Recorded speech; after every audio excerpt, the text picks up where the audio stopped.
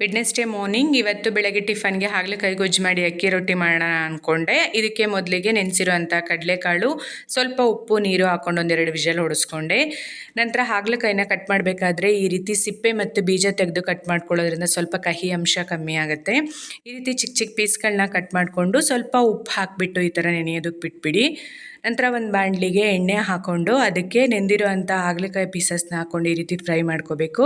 ನಂತರ ಅದನ್ನು ತೆಗೆದಿಟ್ಕೊಂಡು ಅದೇ ಬಾಣಲಿಗೆ ಸ್ವಲ್ಪ ಎಣ್ಣೆ, ಸಾಸಿವೆ, ಈರುಳ್ಳಿ, ಟೊಮೆಟೊ ಹಾಗೆ ಸ್ವಲ್ಪ ಉಪ್ಪು ಹಾಕಿ ಅರಿಶಿನ ಪುಡಿ ಕೂಡ ಆ್ಯಡ್ ಮಾಡಿ ನೀವು ಇದನ್ನು ಫ್ರೈ ಮಾಡಿರುವಂಥ ಹಾಗಲಕಾಯಿನ ಆ್ಯಡ್ ಮಾಡಿ ಸ್ವಲ್ಪ ಹೊತ್ತು ಬೇಯಿಸ್ಕೊಂಡು ಬೆಂದಿರುವಂಥ ಹಾಗಲಕಾಯಿಗೆ ನಾವು ಅಚ್ಕಾರದ ಪುಡಿ, ಗರಂ ಮಸಾಲ, ಸ್ವಲ್ಪ ಬೆಲ್ಲ, ಸ್ವಲ್ಪ ಹುಣಸೆ ರಸ, ಬೆಂದಿರುವಂಥ ಕಡಲೆಕಾಳು, ನೀರು ಹಾಕಿ ಒಂದು ಕುದಿ ಕುದಿಸ್ಕೊಂಡು ಸ್ವಲ್ಪ ತೆಂಗಿನಕಾಯಿ ತುರಿ ಆ್ಯಡ್ ಮಾಡಿದ್ರೆ ಹಾಗಲಕಾಯಿ ಪಲ್ಯ ರೆಡಿನೇ ಆಗೋಗ್ಬಿಡುತ್ತೆ.